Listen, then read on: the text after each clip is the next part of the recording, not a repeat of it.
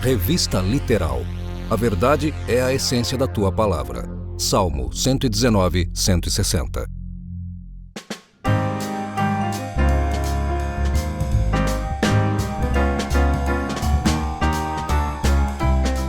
Eu queria apresentar, então, quero falar um pouquinho da Revista Igreja. Quem está entrando aí agora, quem não conhece a Revista Igreja ainda, é uma revista online, gratuita, totalmente gratuita, né? Está no 4º volume, já estamos.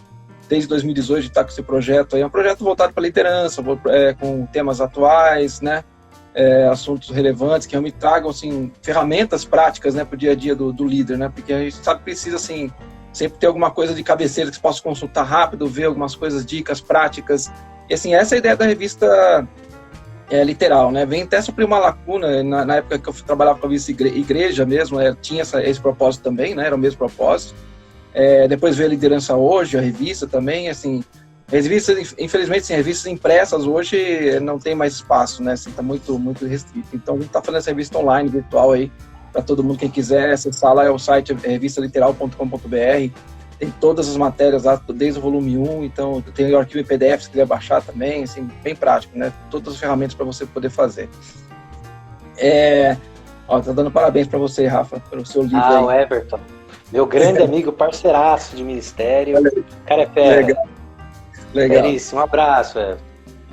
Bom, quem não conhece o Rafael, também eu conheci há pouco tempo, também o Rafael, um prazer conhecer também, assim, o material dele riquíssimo, fantástico, assim, um cara que escreve muito bem, assim, tem essa visão realmente que a gente tem também da revista Literal, né, Rafael? Ele é administrador, eu achei seu currículo aqui, Rafael, administrador, especialista em gestão de projetos sociais e mestrando em políticas públicas, é isso, né? Legal. Desde 2014 você trabalha integralmente com treinamento e assessoramento de organizações cristãs, né, empreendedores sociais na área de captação e mobilização de recursos para iniciativas transformadoras. Isso aí é uma área muito importante hoje. Graduado em liderança pelo Instituto Haggai, legal. Atualmente é professor da Faculdade Teológica Batista de São Paulo e Faculdade Latino-Americana, é isso? Muito Perfeito. Bom. Casado há 10 anos com a Paula, é isso? Casado há 10 anos. Eu já estou indo para o 28º ano já. Uau, parabéns. A quarentena nos leva, né, a exercitar esse nosso amor. Então, você tem 2 filhos também, né, pai? Daniel e Davi. Eu também tenho 2 filhos e é membro da Igreja Metodista do Brasil. Legal, muito joia. É autor do livro aí recém-lançado, né, O Deus de Todo Recurso, né, Rafael? Princípios Bíblicos, né? Fundos para projetos transformadores. Aí, tá lá, Editora Esperança. Depois, quem quiser comprar o livro, que é muito bom, vale a pena. Tem um livro de cabeceira para você estar consultando todos os dias aí. Bom, a gente falar um pouquinho sobre esse tema, né, Rafael? Captação de recursos no contexto da quarentena, né? Porque mudou, né? Mudou, assim, é totalmente online hoje. A igreja foi forçada a ficar online, né? Os membros foram forçados a estar online. A igreja, assim, algumas igrejas não estavam preparadas para isso, outras já estavam preparadas, mas como se preparar para isso, né? Como você, a partir de agora, fazer essa captação de recursos com mais eficiência, né? E trabalhar com que seja, assim, um momento para você realmente se reaprender, né? A trabalhar e trabalhar cada vez melhor. Então, fala um pouquinho, faz um contexto aí para a gente, já que você trabalha bastante, já está mestrando em políticas públicas, né? Dá um contexto para fazer política econômica atualmente aí, e o que você pode esperar, né? Nos próximos meses na área das finanças. Vamos lá. Tá contigo, Rafael. Que bom. Obrigado aí, Neriel e o pessoal que está acompanhando. Gente, é a minha primeira live, então me perdoem se eu cometer alguma gafe. Neriel, por favor, você me conduza aí o processo. É a minha primeira live, gente, realmente esse momento nos conduziu a fazer coisas que outrora a gente não fazia. Então, a correria é tanto, e às vezes produzir um vídeo. Eu, particularmente, estou sendo forçado a desenvolver essas áreas, principalmente tecnológicas, de comunicação, quer na igreja local ou no trabalho, enfim, muito bom. E, Neriel, primeira live aqui contigo na Literal. Está em casa, fica em casa, vamos lá, vamos fazer como se estivesse em casa mesmo. Aliás, nós estamos em casa, todo mundo está em casa, né? Literalmente. Que bom. Vamos lá. Olha, realmente, nosso contexto, ele é singular. Você lê nos jornais, você é o especialista. Nós estamos vivendo realmente um momento que a história, né, não se assemelha a um outro momento, dada a magnitude, o alcance, a amplitude dessa pandemia, né, que não se restringe à área da saúde. A gente tem afetado diretamente aí questões econômicas, né, as relações sociais, enfim, e em âmbito global. Meu Deus do céu, a gente no início lá, março, né, início da segunda quinzena de março, a gente não esperava que ia tomar essa proporção. Então, isso no contexto econômico, político, não é diferente, né? Quando a gente fala de política pública econômica, você tem hoje, qual que é o cenário brasileiro? O presidente, há conflitos, a gente sabe, né, ali, presidente, ministro da saúde vai ficar ou não vai, isso afeta diretamente o mercado, isso afeta os investidores, novos casos, o percentual de letalidade da doença, enfim, quando isso vai resolver, são perguntas que pairam sobre a cabeça, não só de pessoas, né, simples como eu, como você, mas também de investidores, daqueles que detêm o capital para movimentar a economia. Então, hoje, nós temos, o governo, por exemplo, aprovou aí um pacote de 40 bilhões de reais, né, que é o Programa Emergencial de Suporte ao Emprego, isso foi aprovado pelo Conselho Monetário Nacional. A gente tem ações, enfim, em diversas frentes para tentar, obviamente, salvar vidas, combater, né, minimizar esses efeitos da doença, mas também garantir o funcionamento da economia, gente. E aí, e uma notícia hoje que saiu no Fundo Monetário Internacional, isso, né, não quero ser portador de más notícias, mas o Fundo Monetário Internacional deu um cenário para nós que em 2020, né, a perspectiva é de que haja uma retração da economia brasileira na ordem de 5,3%. Gente, a gente já estava saindo de de alguns anos, né? A gente estava iniciando uma reação econômica e aí vem essa pandemia, ninguém estava esperando isso, ninguém desejava isso. Ou seja, a gente tem um cenário bem desafiador no Brasil e uma retração mundial esperada na casa de 3%. Olha que coisa. Então, quem trabalha, por exemplo, com captação de recursos, isso diz respeito diretamente ao seu ofício, ao trabalho, quer na captação de recursos para organizações de sociedade civil, organizações de desenvolvimento comunitário, ou também agências missionárias, principalmente que captam para o exterior. Chegou ao meu conhecimento já de, por exemplo, organizações missionárias que recebiam recursos de fundos internacionais, estão sendo afetados diretamente, e a gente entende, sabe disso, mas é o momento de nós revermos alguns procedimentos e implementarmos novas práticas. Mas assim, de acordo com a perspectiva humana, o cenário é bem desafiador, eu tenho que dizer. Com certeza, com certeza. Esse dinheiro todo aí que o governo está injetando na economia, só falando um pouquinho desse assunto aí, porque você entende bem disso. Ele já não é um dinheiro que assim, já existia através de outros microcréditos, o BNDES, por exemplo, é um. Já não existia esse dinheiro, já não existia esse crédito para o micro e pequeno empresário ou até o médio empresário? Então, todo governo, toda política econômica, ela trabalha com o fomento da atividade industrial, seja no microcrédito ou em grandes financiamentos. O que nós vemos hoje é um orçamento, né, que foi aprovado no ano anterior, assim, balançado, mexido de cima a baixo, até mesmo pela decretação do estado, né, de emergência, pelo presidente, que desobriga a União ao cumprimento da meta fiscal. Então, assim, o que eu percebo, minha simples perspectiva, tá? Não sou economista, mas é que todo o planejamento para o ano vigente, ele vai ter que ser adaptado, incluindo formas para garantir emprego e renda, principalmente, né? Então, olha, é bem desafiador. E o que isso afeta, então, as organizações, aí, incluindo as igrejas, né? Porque isso aí afeta diretamente as igrejas, as missões, os ministérios, afeta diretamente, né? Porque o povo vai ficar sem dinheiro também, né? Não vai poder contribuir. Então, em que aspecto isso afeta diretamente eles aí? Como que afeta as organizações? Então, hoje a palavra da vez é a sobrevivência, né? As empresas, hoje, por exemplo, aqui no Polo Industrial Brascal da minha cidade, Hyundai, você tem várias empresas. Hoje o pessoal tá, puxa vida, como vamos passar por isso? Essa é a mentalidade. Não adianta agora ele pensar em investir, em aumentar a janela de produção, capital, mas você hoje eles estão pensando como que nós vamos sobreviver. E isso ocupa, enfim, essa insegurança que a gente está vivendo hoje, né? Empresas, governos, instituições, elas tenderão a investir menos. Ou seja, dinheiro não some, né, de uma hora para outra, mas ele segura.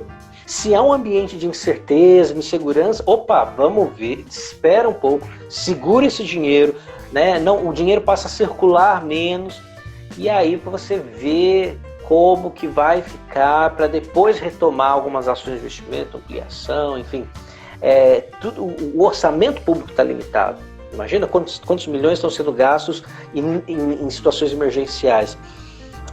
E aí eu percebo que há um receio, sim, por parte no caso das empresas, de como que o mercado vai reagir, e por parte das pessoas também. Muitas não estão nem, enfim, seguras com os seus respectivos empregos.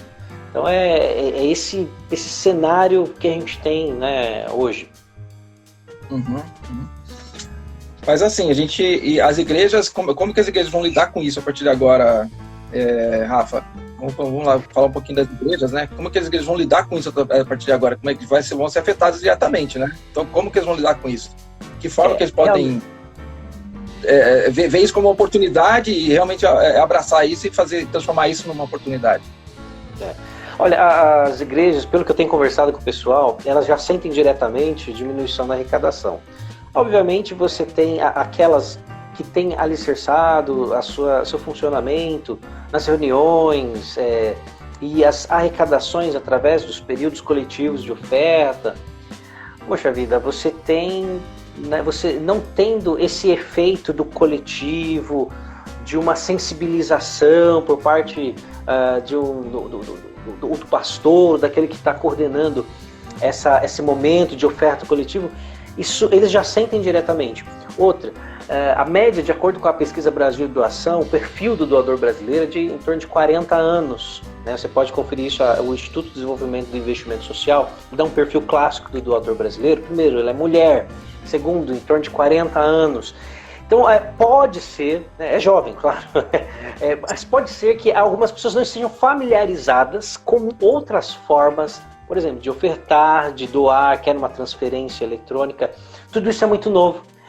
Para algumas, e eu diria para a maioria das comunidades cristãs hoje, muitas ainda, enfim, pouquíssimas você vê máquina de cartão de crédito, transferência bancária. Eu sou uma pessoa que faço meu dízimo via transferência bancária, mas você tem muitos irmãos que, enfim, usam cheque, usam um depósito propriamente dito ali no gasofilácio. Sente-se imediatamente, mas é necessário justamente, é o que nós escrevemos, né, no artigo, aproveitar este momento para implementar novas práticas mais ágeis, para tornar mais acessível, direto a oferta, né, o recurso financeiro, né, na entrada para a igreja, que tem feito, enfim, diferentes trabalhos. O que eu vejo hoje também que afeta as igrejas nessa condição que hoje as pessoas estão com seus empregos e a renda ameaçada. Infelizmente, ela entende, ela vai nesse sentimento de priorizar o que é essencial. Infelizmente, muitas não consideram dízimo e ofertas essencial. Então, poxa vida, mas eu vou comer, eu vou beber, não. E aí, oferta não vou doar, não vou. Deus vai cuidar da igreja, Deus vai cuidar do pastor. Sim, Deus cuida. E Deus usa os irmãos e as irmãs, membros, para que cooperem nessa obra. Então é essencial, é uma questão de obediência, os dízimos e as ofertas. E um dado, puxa vida, mais de 61 milhões de brasileiros entraram em 2020 com dívidas, alguma conta atrasada com restrição do CPF. Então você vê, né, janeiro, março nós estamos aí. Imagina, olha esse contexto que nós temos e ainda de restrição de renda. Meu Deus, é uma combinação bem prejudicial, né, na oferta, no recebimento de ofertas pelas igrejas. Você acha que as igrejas se prepararam, nem todas, né, mas você acha que a grande maioria acho que não se preparou para esse momento, né, Rafael?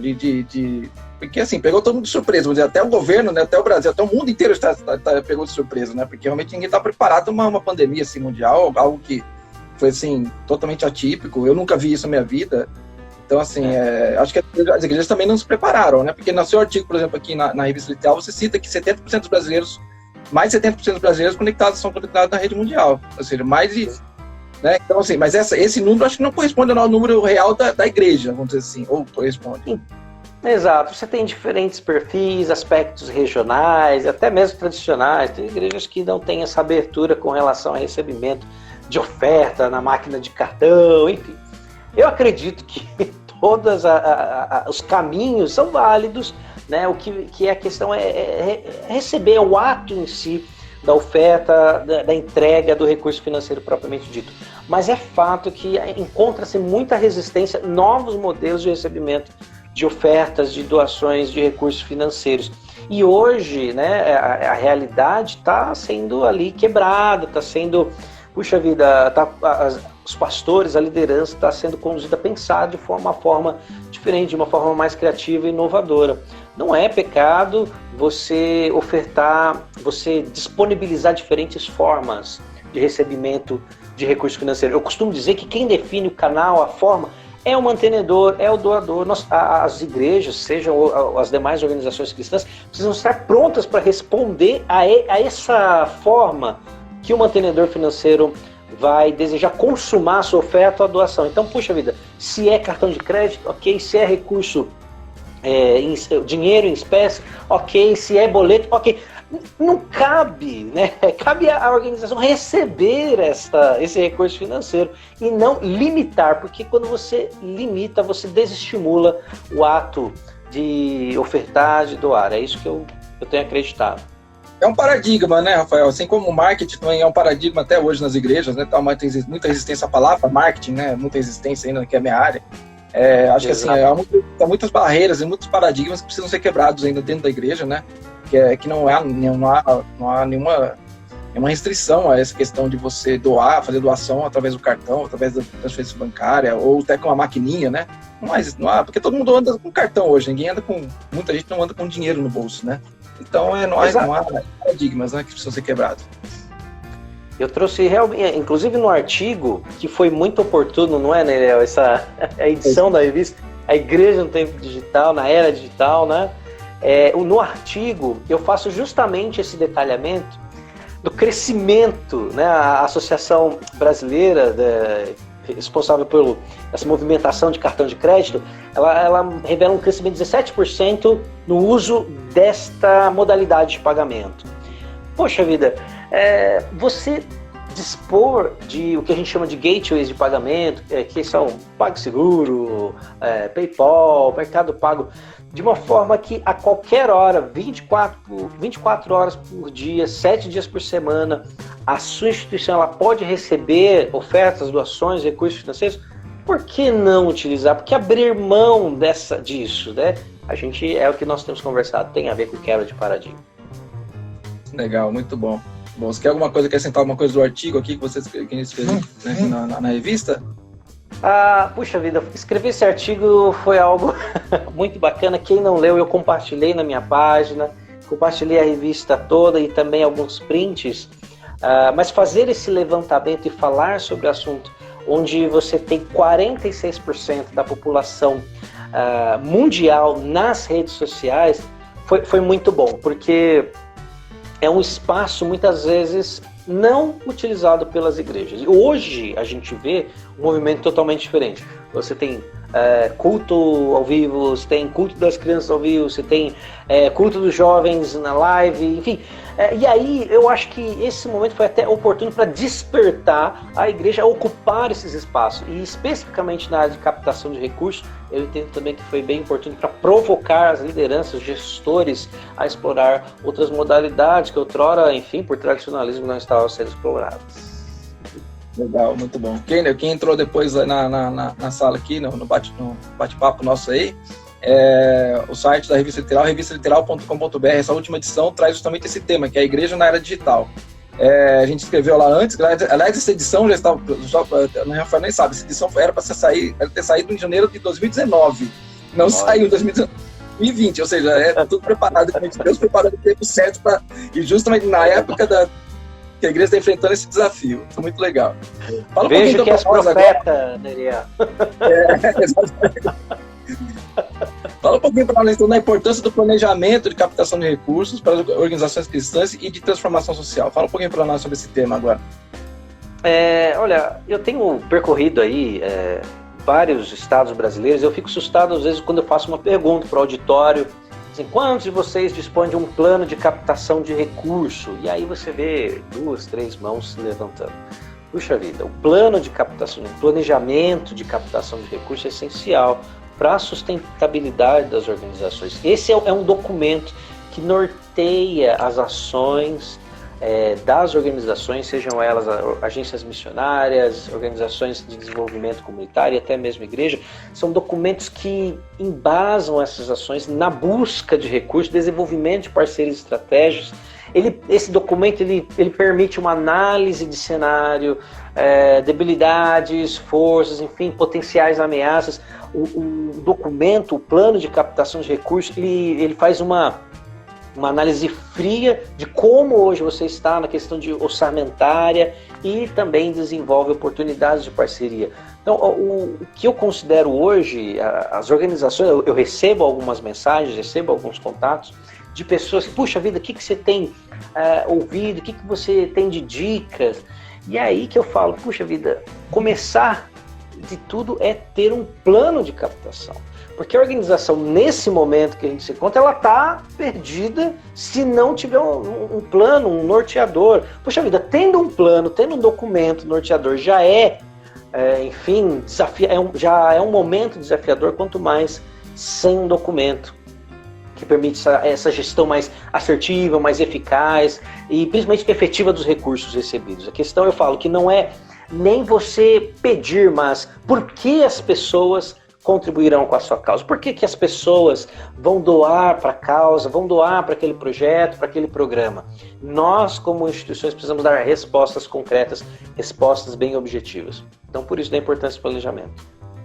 Acho que assim, apesar assim, do tempo requerer de nós uma urgência, né, Rafael? Acho que é sempre bom a igreja, mesmo assim, sentar, perder assim, 1, 2, 3 dias, uma semana, agora, nesse período, e fazer um planejamento, né? E aí depois entrar, realmente, foi esse sistema de captação de recursos, seja para qualquer coisa, né? Seja para transmissão ao vivo, que a gente já falou, para tudo que a igreja vai precisar a partir de agora, acho que sentar com a liderança e fazer um planejamento de tudo isso, né? Acho que é sempre importante isso agora, nesse momento, não sair correndo, fazendo tudo de qualquer jeito, né? Porque aí também lá na frente vai acabar tendo um problema. E porque a gente sabe que mesmo o planejamento a gente acaba mudando depois, né? Não é o planejamento, nunca é seguido à risca 100%, né? Sempre tem as variações, sempre tem as externas que acabam entrando, aí a gente acaba tendo que mudar algumas coisas, mas é sempre bom ter para seguir. Então, perca tempo, faça um planejamento agora, né? Agora é a hora de fazer isso aí também. Pare uma semana com a liderança, tá todo mundo em casa, faça reuniões online, resolva, né, e comece, né, a fazer uma coisa bem feita. Acho que vale a pena. Leia o livro do Rafael, que ele vai dar muitas dicas boas, leia artigos, procure na internet, tem muita gente dando dicas muito legais agora, tá todo mundo online, então vale a pena, Rafael. Acho que é legal isso aí, né, também ressaltar. Neriel, a questão da captação de recursos, puxa vida, é antiga, né? Se você pegar lá 1500 anos antes de Cristo, construção do tabernáculo, puxa, a campanha, que a gente fala em campanha capital, se você analisar a própria história da reconstrução dos muros, você tem sim uma campanha de captação de recursos, construção do Templo de Salomão, o ministério de Paulo, poxa vida, era sustentado por irmãos, irmãs, igrejas, você tem na história como um todo a relevância de um planejamento de captação de recursos. Então é hora das pessoas das igrejas se despertarem para isso também e tornarem uma gestão mais eficiente nessa área. Muito bom, muito bom. Reserva financeira na disciplina, isso aí é importantíssimo, porque agora quem não fez reserva financeira na igreja está sofrendo, né? Também está sofrendo muito, porque agora é hora de usar os recursos que tinha reserva, né? Então, a reserva financeira é bom para a nossa vida pessoal, para qualquer gestão, né? Fala um pouquinho sobre isso, então. O brasileiro, ele não tem essa cultura de poupar, né? Menos de 71% dos brasileiros, eles não têm essa disciplina de poupar, de guardar recurso. Isso é maior, afeta muito mais classe C, D e E. Isso são dados que a gente levanta, né, enfim, de organismos econômicos. E aí a gente transfere isso para a organização. Ou seja, se eu não tenho uma disciplina de gestão financeira, a organização passa a entrar num ritmo frenético de atendimento, de eventos, enfim, e não há aquela disciplina né, que inclusive pode ser contemplada no plano de captação de reserva financeira. Eu costumo dizer que o recurso tem 3 destinos na organização. Ou ele vai para projetos, que a gente fala que são recursos vinculados, ou recursos rubricados, ou o recurso ele vai para custeio, que a gente fala que é recurso livre, recurso não vinculado, que é importante para a organização.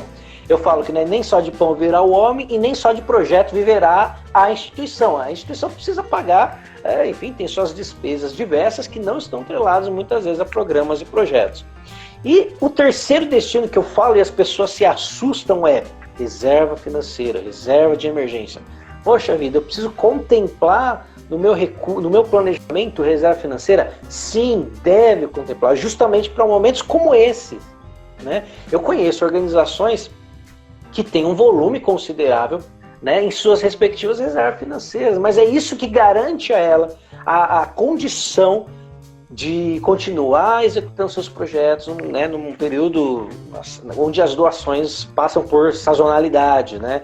É essencial isso para as organizações terem. Mas quanto que é a reserva financeira? Depende do próprio histórico financeiro da organização, depende do volume, né, total de projetos em andamento, enfim, é necessário o conselho gestor, enfim, chama o teu conselho e define o que seria ideal, mas a reserva financeira é essencial. Tá aí um momento onde muitas organizações estão... porque a reserva financeira te garante pelo menos respirar para tomar uma tomada de decisão. Então a gente precisa adotar isso não só no aspecto pessoal, mas também institucional. As organizações precisam ter uma reserva financeira, seja igrejas, sejam agências missionárias ou de desenvolvimento. Acho que os líderes também deveriam incentivar isso nas igrejas, né, Rafael? Incentivar também os membros a terem essa reserva também. Falar um pouquinho mais sobre finanças nesse ponto também, né? E fala um pouquinho então sobre mobilização de recursos, né? Porque agora é hora então de as pessoas se relacionarmos com outras pessoas. Fala um pouquinho sobre isso para nós.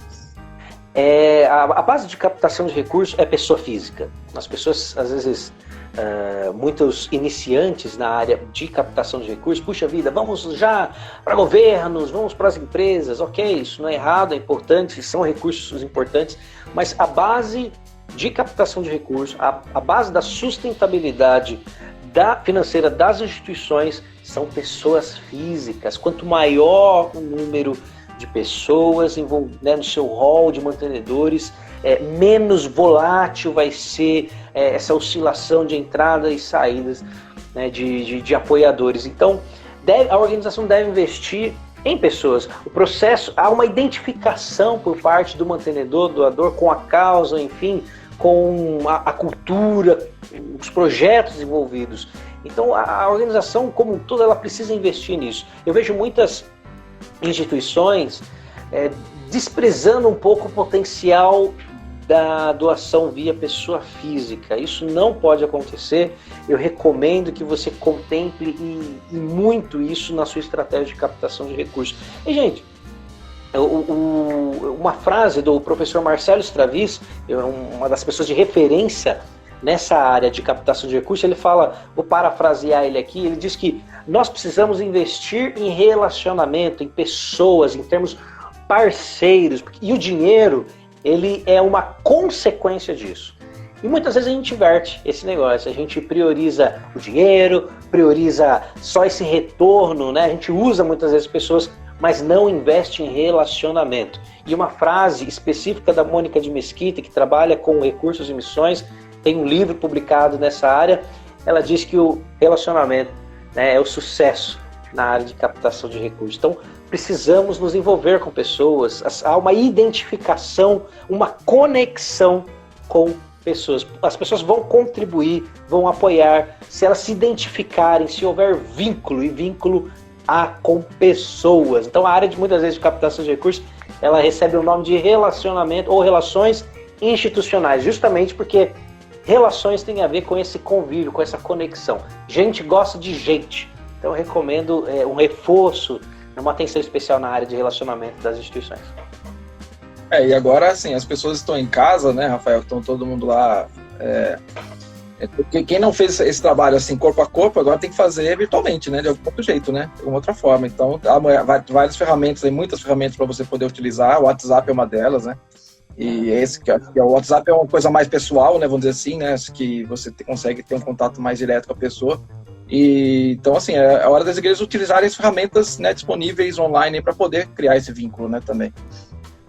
Perfeito. E aí, passando esse período de quarentena, tem que investir, né, nas conexões presenciais mesmo. Eu falo que o captador de recursos é o tomador de café, né, Daniel? A gente toma vários cafés por dia, a gente almoça várias vezes por dia, porque a gente envolve relacionamento. Por isso eu tô até com uma forma mais arredondada aqui. Porque é isso, gente. Você chega num lugar, a pessoa ela fala, poxa vida, você já almoçou? Não, vamos almoçar de novo, vamos tomar um café aqui. Isso é captação de recursos, é relacionamento. E eu me recordo até uma campanha publicitária do KFC ou KFC, aquela rede de fast food, né? E eu até mostro essa campanha nas minhas palestras, onde você deixava o teu celular por alguns minutos, acho que 30 minutos, e ganhava um balde de chicken chair lá para você compartilhar e conversar com as pessoas. Ou seja, eles sabem da importância do relacionamento e nós também precisamos aplicar isso no nosso dia a dia. Relacionamento é importante, relacionamento traz fruto para captação de recursos. Mas é captação de recursos, não é de peso, né? Tem que tomar cuidado. Aprecie com moderação, né? Pode mergulhar de cabeça. Tem gente que mergulha de cabeça, está almoçando 3 vezes por dia. Não faça isso. Eu lembrei de um exemplo muito bom de reserva financeira, né? A nossa querida ex-presidente Dilma, né, que tinha 300 mil reais guardado para uma emergência na casa dela, só para ilustrar. Bebê, só né? para ilustrar. Vamos lá.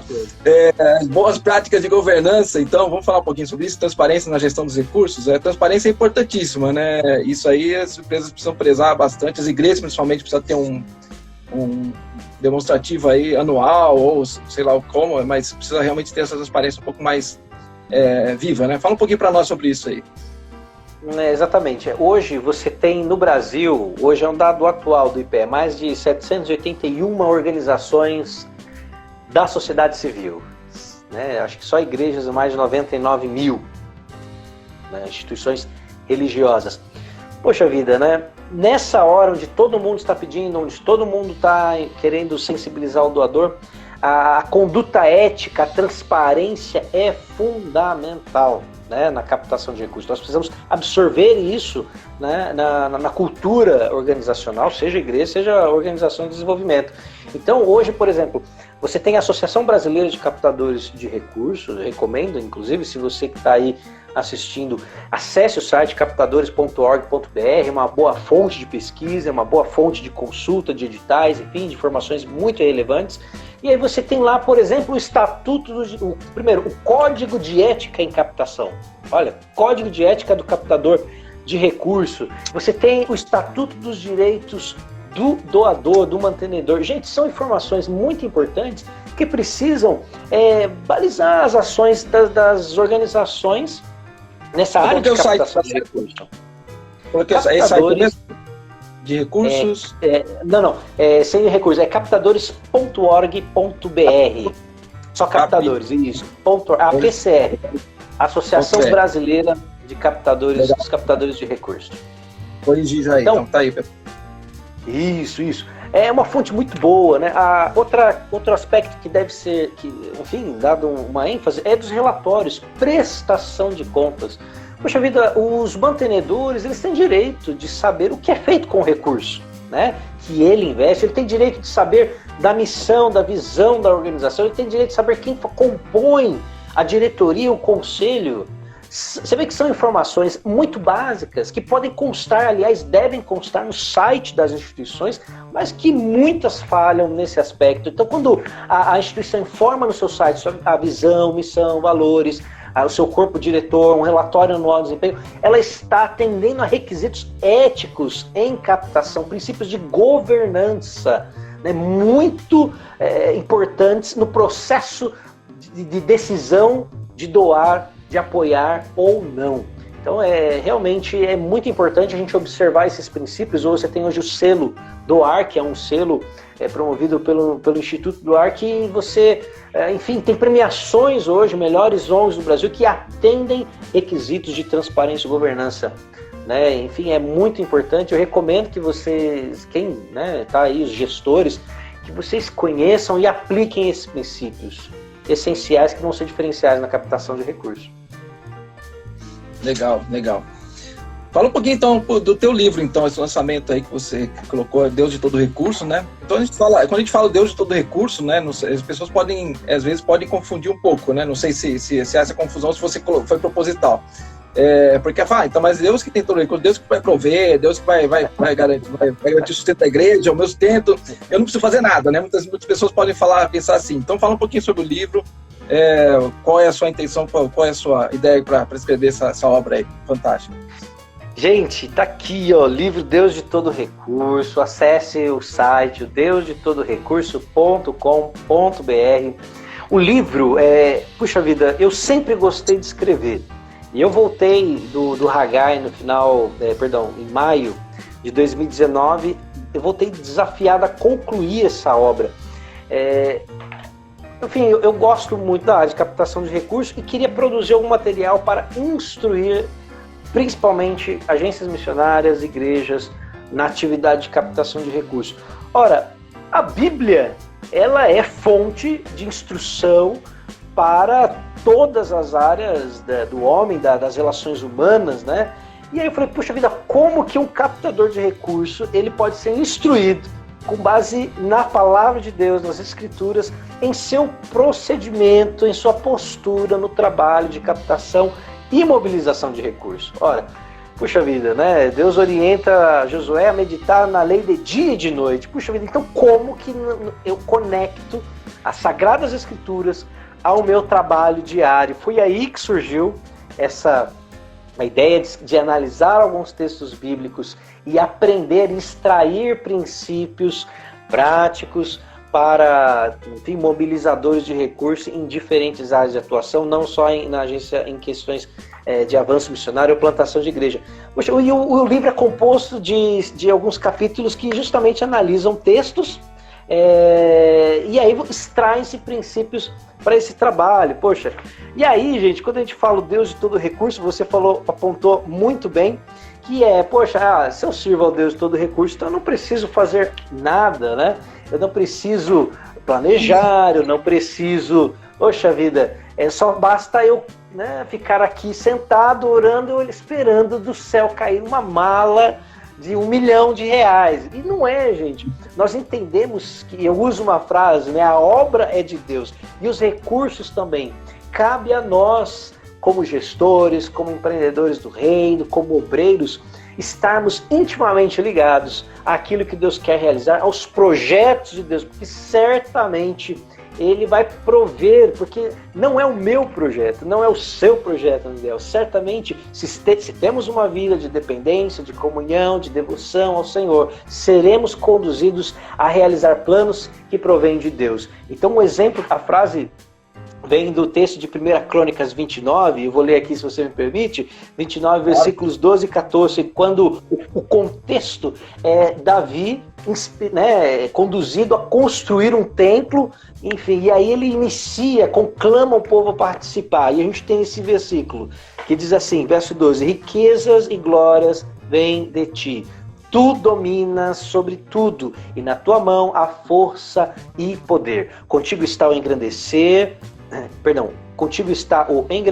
e dar força a todos. Agora, ó nosso Deus, graças te damos e louvamos o teu glorioso nome. Porque quem sou eu e quem é o meu povo para que pudéssemos dar voluntariamente essas coisas? Porque tudo vem de ti e nós só damos o que vem das tuas mãos. Quando nós falamos do Deus de todo recurso, nós estamos proclamando que o que as pessoas têm em suas mãos pertence ao Senhor. Somos meros fiéis depositários da riqueza que Deus tem concedido, né? Somos gestores, mordomos do que Deus tem dado-nos, né? Para administrar. Isso precisa ser direcionado para a glória de Deus, para a manifestação da glória de Deus, para a expansão do Evangelho, e as vidas precisam ser salvas. Então, aplicar este princípio, ora, como mantenedores, né, doadores, ofertantes, e como captadores de recursos é essencial. Salmos 24 fala, do Senhor é a terra e tudo que nela há. E tudo é tudo, gente. Essa é a perspectiva, essa perspectiva muda tudo, porque nós passamos a agir baseados na fé, na certeza que Deus, Ele é o provedor dos recursos. E usa empresas, usa pessoas, usa os irmãos e irmãs para cumprir, para serem cooperadores desse propósito. Então é uma honra para as pessoas que ofertam, é uma honra para as empresas que colaboram nesse grande propósito de Deus. Amém. Falar que o sumário aqui do livro, né, ele fala sobre criando do zero, depois o perfil do captador de recursos, ciclo organizacional de captação de recursos, gerenciando os recursos do Senhor, depositando a confiança em Deus, e todo recurso vem de Deus. É isso aí. Um livro, acho que tenho certeza que vai ser uma referência no nosso meio também, que precisa muito de orientações práticas, bíblicas e práticas. Aí essa aqui é a referência para nós hoje em dia. Rafael, você quer acrescentar mais uma coisa? Fica à vontade, a gente tem tempo ainda. Pode ficar à vontade, se quer acrescentar alguma outra ponta, fica à vontade. Bom, eu queria agradecer aqui a oportunidade, cada um que acompanhou aí a nossa live, e eu queria deixar também o meu site, né? O pessoal é rafaelbandeira.com. Rafael normal, né? Escreve normal, rafaelbandeira.com. Você vai acessar o meu site, lá você vai tanto poder adquirir o livro, como também outros treinamentos. Olha que coisa! Estou produzindo capacitações online. Isso vai ser uma novidade aí para os empreendedores sociais. Eu tenho previsto alguns treinamentos, não só na área de captação, mas também projetos, também na área de políticas públicas sociais, enfim, áreas essenciais na gestão de organizações da sociedade civil. Então, tem sido uma caminhada desafiadora. Eu quero, por fim, deixar uma mensagem de ânimo, né, para você que trabalha com captação de recursos. Certamente o cenário é desafiador, é de pressão, né, até mesmo dos seus gestores, pressão da sociedade, pressão do mercado, pressão por resultados, enfim. Mas que você possa, meu irmão, minha irmã, continuar crendo em Deus, continuar dependendo do Senhor. Um dos capítulos justamente é depositando a confiança em Deus, e eu falo de Gideão, né, em Juízes, capítulo 7, e a mensagem central, né, é: coloque a sua expectativa, a sua confiança em Deus. A matemática do Senhor é diferente, o método do Senhor é ousado, é diferente. Às vezes nós limitamos, né, a nossa racionalidade, nós limitamos o agir de Deus, mas nós precisamos crer que Deus é um Deus maravilhoso. E palavras do salmista: uns confiam em carros, outros em cavalos, mas nós faremos menção do nome do Senhor dos Exércitos. Vamos caminhar pela fé, vamos caminhar na dependência de Deus e vamos nos preparar como bons obreiros, como bons mordomos, administradores, para gerir aquilo que o Senhor colocou nas nossas mãos e aquilo que Ele vai colocar nas nossas mãos. Eu tenho certeza que vamos passar por isso e vamos viver dias maravilhosos, porque o Evangelho vai continuar sendo pregado, a glória de Deus vai continuar sendo manifestada e a igreja vai continuar avançando para a glória de Deus. Amém, amém. É isso mesmo, Rafael. Muito obrigado, Rafael, pela sua disponibilidade aí de estar com a gente mais uma vez nessa live. E espero outro dia, mais vezes, a gente poder discutir mais assuntos também, que vai ser muito bom. Acho que é bem oportuno, sempre oportuno essa área, muito. Tá bom, gente? Muito obrigado. Valeu, Rafael. Muito obrigado pela sua presença aí. Acesse o site e compre o livro, que vai ser muito bom. Amém. Obrigado, Neriel. Um abraço a todos. Deus abençoe. Deus abençoe a todos.